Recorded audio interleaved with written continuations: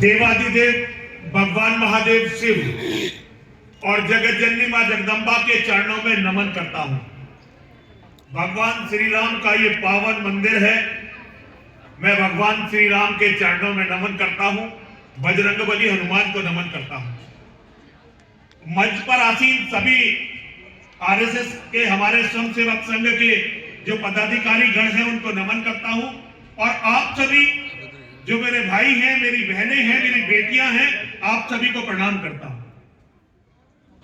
RSS के 100 साल पूरे हुए, उसके उपलक्ष्य में ये कार्यक्रम हुआ कर रहे हैं।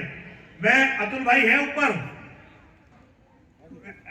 आप भी एक और अतुल और भी हैं हमारे। अतुल जी आप ऊपर आ जाओ और जब मुझे बंद करना हो मेरे कंधे पे हाथ रख देना, ठीक है भैया? आ जाओ ऊपर आ जाओ, शर्माओ नहीं, घबराओ नहीं, ऊपर आ जाओ। मेरे कंधे पे आप हाथ रख देंगे तो मैं बंद कर दूंगा।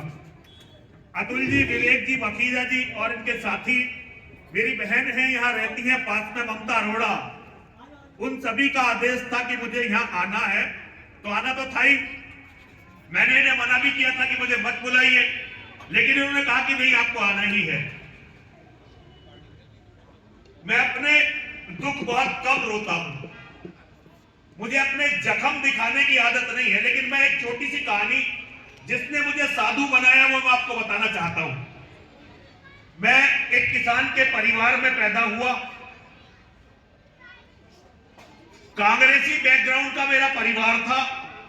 मेरे दादाजी फ्रीडम फाइटर थे, कांग्रेस के पदाधिकारी थे आजादी से पहले, लेकिन उन्होंने स्वतंत्रता सेनानी की कभी भी पेंशन नहीं ली थी। बुलंदशहर जिले का रहने वाला हूं, दूर का रहने वाला नहीं हूं, इसलिए झूठ बोलने की संभावना नहीं है। मेरे पिताजी भारत के बड़े यूनियन लीडरों में से एक थे। मुझे 2 सब्जेक्ट कभी समझ में नहीं आए। मैं गणित में बहुत ही तेज था, लेकिन केमिस्ट्री मुझे कभी समझ में नहीं आई। मैंने धरती पर इस्लाम को बहुत अच्छी तरह समझा, लेकिन हिंदू मुझे कभी समझ में नहीं आया। हिंदू मेरे लिए केमिस्ट्री है, वो समझ में नहीं आता मुझे।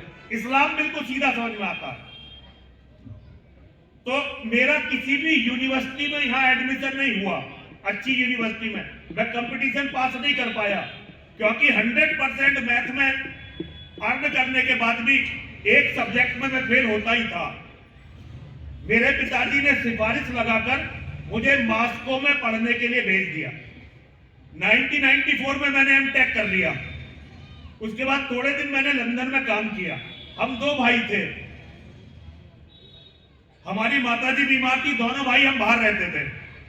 तय हुआ कि एक आदमी भारत आएगा और वो परिवार के साथ रहेगा। मैं बड़ा था, मैं भारत आ गया। जब मैं यहां आया तो मेरा एक ही उद्देश्य था, खूब पैसे कमाना, एमपी बनना और फिर पैसे कमाना। मैं अपने पिताजी की सिद्धांतवादिता से, बाबा जी की सिद्धांतवादिता से बहुत थका हुआ, और रूस में रहकर हम दोनों भाइयों ने थोड़ा बहुत पैसा देख लिया।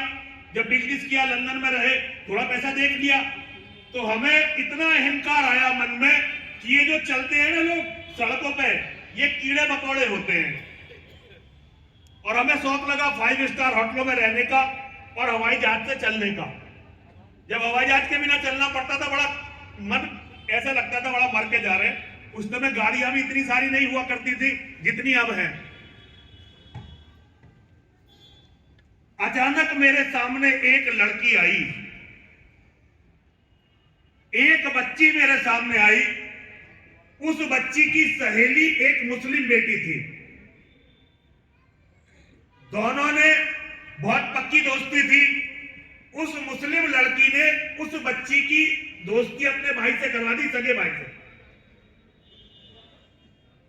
और उसके बाद उस लड़की का इतना शोषण हुआ कि आप लोग सोच नहीं सकते। मेरी किस्मत में मुझे बर्बाद होना था। उस बच्ची ने अपनी कथा पता नहीं कैसे व्यथा मुझे बताई, उसे क्या लगा मैं नहीं जानता।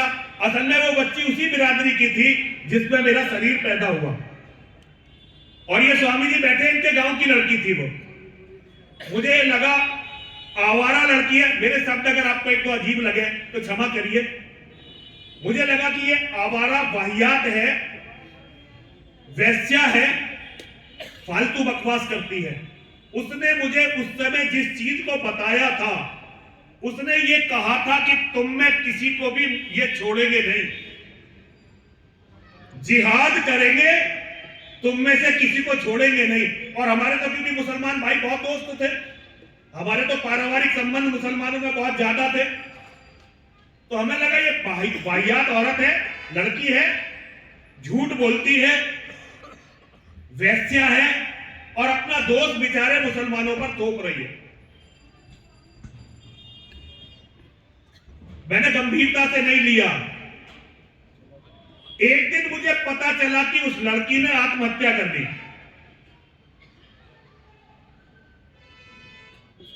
मैं बहुत ही भावुक व्यक्ति हूं। मैंने अपने सारे निर्णय अपने जीवन के केवल भावनाओं में बहकर लिए हैं। मैं समझदार बिल्कुल नहीं हूं। मुझे उस बच्ची की एक एक बात याद आई और मैंने समझने का प्रयास किया उस बच्ची की बात को, उसकी समस्याओं को, उसकी मृत्यु के बाद। आज अपने जीवन के अंतिम समय में मैं आपको ये बता सकता हूं कि मैं उसे ये समझता हूं कि पिछले जन्म की वो मेरी अपनी बेटी थी जो मुझे जगाने के लिए आई थी।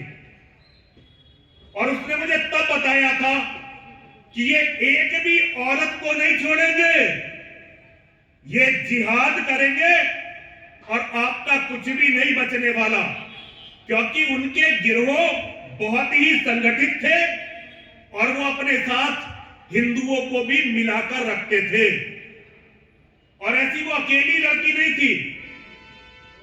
96-97 में कम से कम 300 350 लड़कियां उस एक गिरोह ने गाजियाबाद के शंभुदयाल डिग्री कॉलेज में फंसा रखी थी। तब 96-97 में 30 साल होने वाले हैं इस बात को। मैंने उनकी किताबों का अध्ययन किया। उनकी किताबों का अध्ययन करने के बाद मुझे यह पता चला, मैंने देखा इतनी वाहियात किताब ये किसी धर्म की नहीं हो सकती। और मुझे लगा भाई, हमने आज तक अपनी गीता नहीं पढ़ी, हमने आज तक अपनी रामायण नहीं पढ़ी, जैसे हम अपने धर्म ग्रंथों को नहीं जानते, ये हमारे इतने अच्छे मुसलमान भाई हैं, ये भी इन बकवास पे विश्वास नहीं करते होंगे। लेकिन दिमाग ने कहा हो सकता है भाई, पता कर, हो सकता है जानते भी हो। तो मैं मस्जिदों में गया और मैं मदरसों में गया। 3 साल तक मैं मस्जिदों और मदरसों की खाक छानता रहा। मेरे परिवार के लोगों को यह लगने लगा कि हो सकता है ये मुसलमान बन जाए। मेरे पिताजी ने मेरे चाचाओं से कहा कि भाई ये लड़का हाथ से निकल गया, हो सकता है ये किसी औरत के चक्कर में मुसलमान बन रहा हो, भाई अगर ये मुसलमान बने उससे पहले इसका कत्ल कर दो।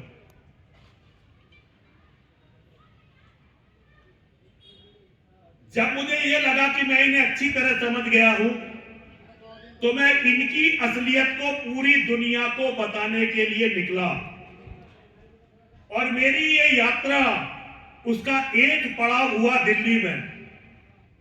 दिल्ली में एक राजनीतिज्ञ थे, आरएसएस के प्रचारक रहे, विश्व हिंदू परिषद के यहां दिल्ली के कर्ता धर्ता रहे। हमारे आलोक जी भी उनके शिष्य थे। उनका नाम था बैकुंठलाल शर्मा प्रेम सिंह शेर। और मैंने अपना बहुत जीवन का हिस्सा उनके साथ निकाला है। मैं अकेला व्यक्ति हूं जो बैकुंठलाल शर्मा प्रेम जी के दर्द को और उनकी पीड़ा को यहां जलाए हुए हूं अपने सीने में।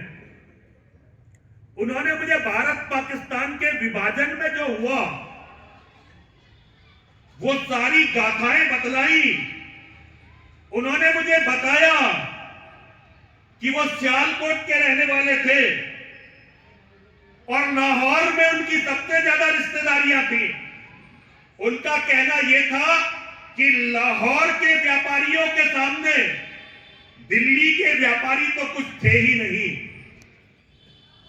देखो, मुझे नहीं पता, ना तो मैं दिल्ली के व्यापारियों को जानता और ना ही मैंने कभी लाहौर देखा, लेकिन यहां बहुत सारे बुजुर्ग होंगे जो बैकुंठलाल शर्मा प्रेम सिंह शेर जी को जानते होंगे, क्योंकि वो इसी क्षेत्र के 2 बार सांसद रहे। तो उनका यह कहना था कि लाहौर के जैसा शहर तो भाई बसा ही कोई नहीं। और सियालकोट में वो बताते थे ऐसे ऐसे व्यापारी रहते थे जिनके घरों में सोना बरसता था। एक दिन लगा, उनका नंगा नाच हुआ और सब कुछ बर्बाद हो गया। एक दिन लगा कि मदरसों और मस्जिदों में जो मैं सीख के आया हूं वो बिल्कुल सच है, और मैं गुरु जी का शिष्य हूं। मैं जो बातें बोलता हूं वो मैंने उन्हीं से सीखी है। भारतीय जनता पार्टी दिल्ली का उन्हें भीष्म पितामह माना जाता था। राम जन्मभूमि के आंदोलन के सूत्रधारों में से एक थे वो। ये चलिए क्या विषयांतर हो जाएगा, मैं उस पर नहीं जाऊंगा। एक मेरा अपना व्यसन है कि मैं पढ़ता बहुत ज्यादा हूं।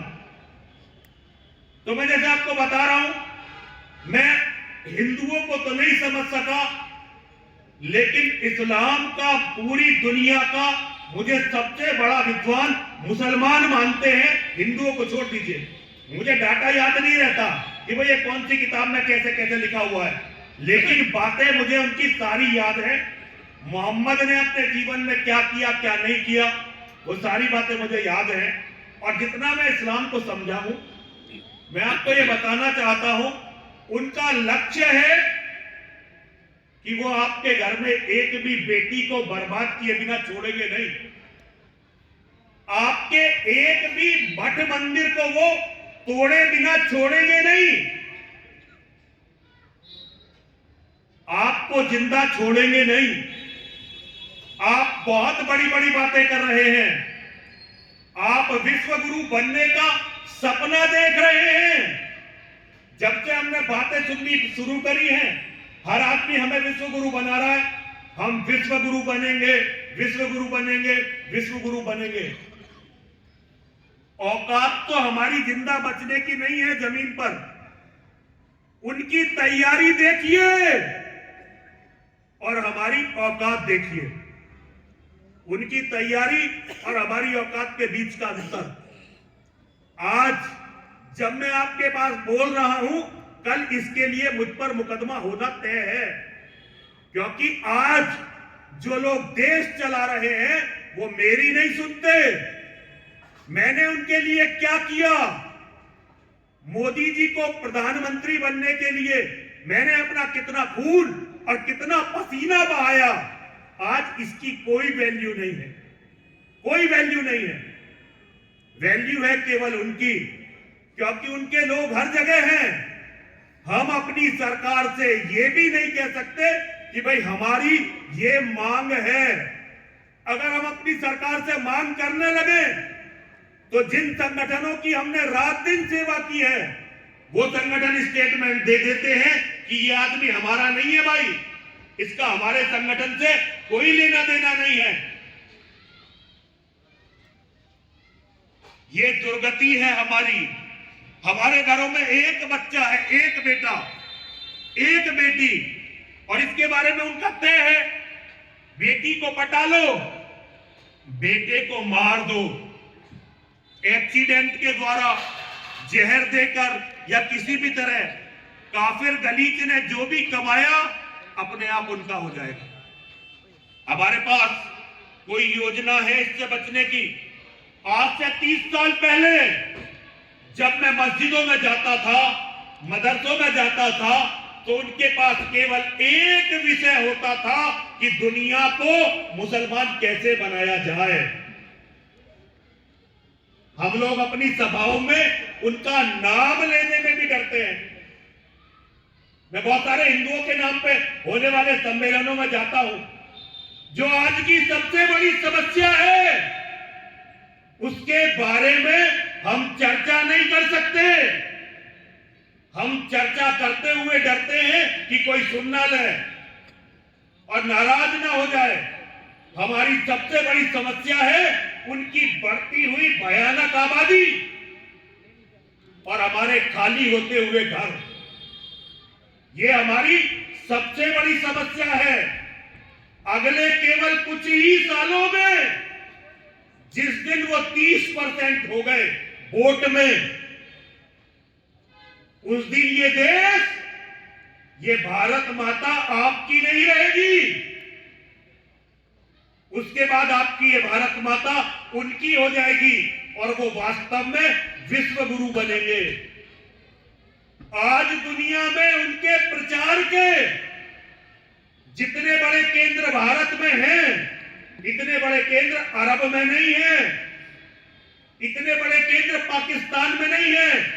हम कहते हैं पाकिस्तान से आतंकवाद भारत में आता है, जबकि सत्य तो ये है पूरी दुनिया से इस्लाम का जिहाद भारत से जाता है।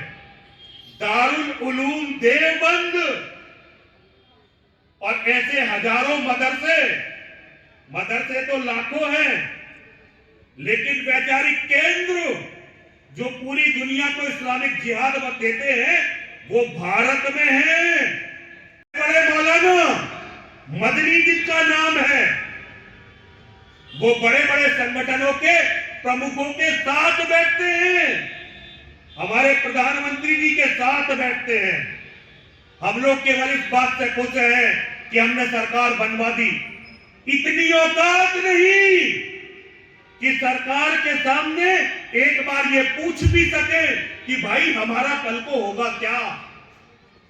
तुमने तो हमारे बारे में बात तक का बंद कर दी करनी। इतना साहस नहीं है हमें और वो अपने हिसाब से कोई भी निर्णय सरकार से करवा लेते हैं। सरकार ने CAA नागरिकता का जो ये कानून बनाया, सरकार इसको जमीन पे उतार नहीं सकी क्योंकि वो बैठ गए, सरकार डर गई। हम लोग सिर पटक पटक कर भी मर जाए, सरकार से अपनी एक बात नहीं मनवा सके। जहां कोई नहीं जाता था उस काम के लिए मुझे भेजा जाता था 14 से पहले तक।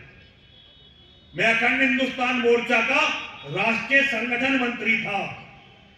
मेरी केवल एक सरकार से मांग थी कि सरकार जनसंख्या नियंत्रण के लिए कठोर कानून बना दे,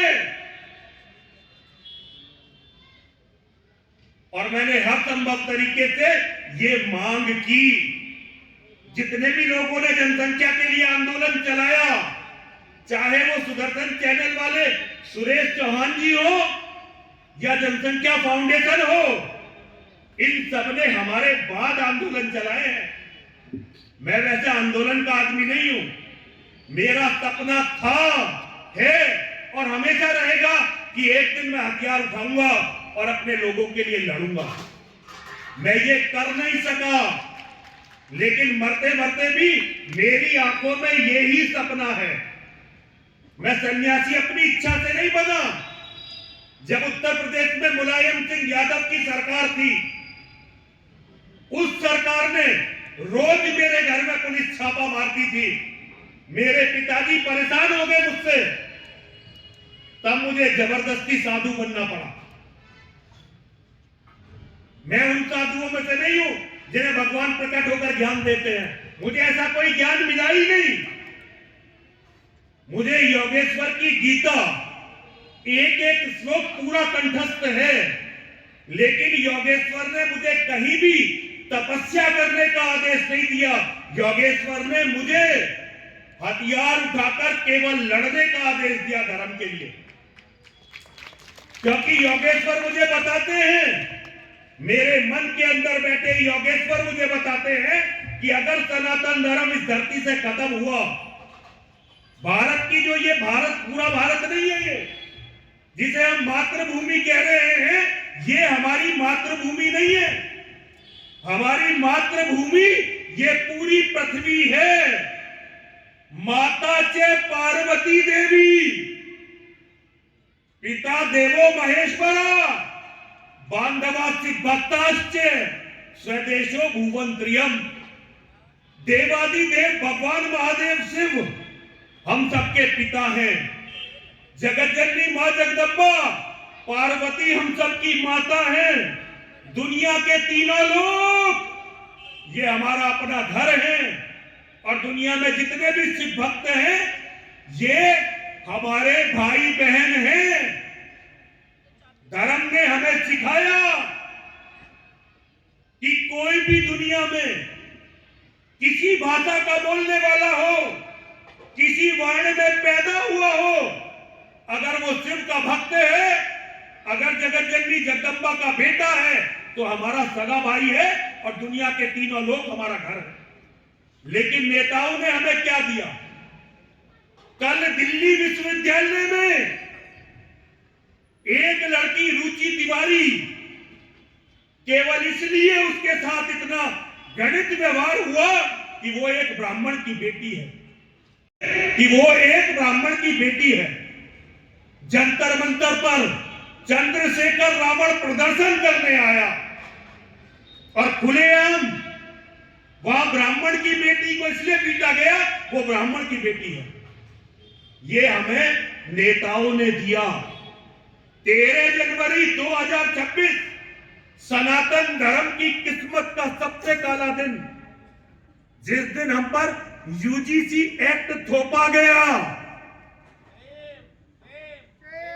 और सबसे बड़ी बात, हिंदुओं के सम्मेलन करते हो, हिंदुओं पर इतना बड़ा आघात, उसकी चर्चा तक नहीं कर सकते। कहीं डूब के मरने के लिए तुम्हें जगह है या नहीं है? अपने आप को हिंदुओं का संगठन बताते हो, अपने आप को हिंदुओं का बाबा बताते हो, हिंदुओं के पैसे पर, हिंदुओं के दान पर जीवित रहते हो, लेकिन हिंदुओं की असली समस्याओं की चर्चा तक नहीं कर सकते। 6 बिरादरियां, ब्राह्मण, क्षत्रिय, वैश्य, कायस्थ, भूमिहार और पंजाबी खत्री, पंजाब के वो लोग जो आरक्षण में नहीं आते, उन लोगों को यह बता दिया गया कि 5000 साल से हम उन लोगों का खून पी रहे हैं जो इस देश में 90% है। वैसे हम इतने कम भी नहीं हैं। और यूनिवर्सिटी में ऐसे नियम बना दिए कि अब 6 इन बिरादरियों का कोई बच्चा अगले 10 साल में यूनिवर्सिटी में आपको मिलेगा नहीं। और हिंदुओं के नाम पे जीवित रहने वाले लोग इसके बारे में बोल नहीं रहे। सरकार हिंदुओं को जाति पर बांट रही है, मरवाने की तैयारी कर रही है, और सरकार बनाने वाले संगठन हिंदू हिंदू सम्मेलन कर रहे हैं और कोई बोलने वाला नहीं है। क्या मानसिक गुलाम हो तुम? तुम्हारी बेटी है निशाने पर। आज तक इस देश में मुसलमानों ने वो नहीं किया। आजादी के बाद कभी किसी हिंदू पत्रकार के साथ, महिला के साथ, जो कल दिल्ली विश्वविद्यालय में हुआ, लेकिन आप लोग विरोध भी नहीं कर पा रहे, बोल भी नहीं पा रहे।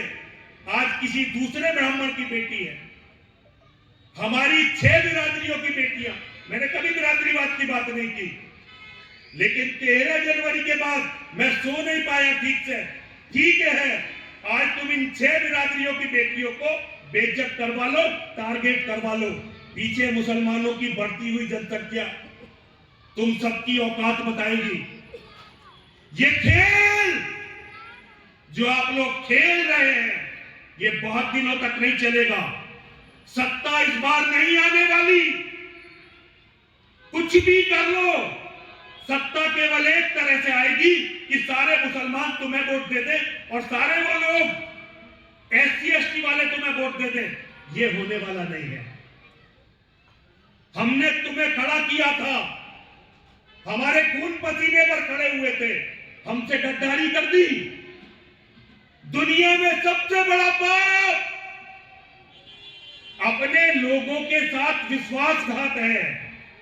वेद कहता है, रामायण कहती है, महाभारत कहती है, अरे विभीषण जैसे धर्मात्मा अपने भाई के साथ गद्दारी करके कभी भी क्षमा नहीं हुए।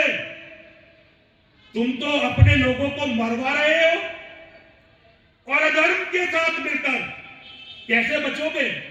और जितने भी साथी हो तुम इस अधर्म में शामिल हो, मैं यतीन्द्र सिंहानंद गिरी, श्री पंचदश नाम जूना अखाड़े का महामंडलेश्वर, मैं उन सभी लोगों को जिन्होंने हमारी पीठ में ये छुरा भोंका है, वंश विनाश का श्राप देता हूं। जीवित नहीं बचोगे, या तो धर्म के लिए लड़ो, सत्य के लिए आवाज उठाओ, वरना हिंदू हिंदू कहकर कितना ही मूर्ख बना लो, जीवित नहीं बचोगे, वंश विनाश देखोगे। मेरी बात पूरी हो गई, मुझे और कुछ नहीं कहना, कुछ भी नहीं कहना।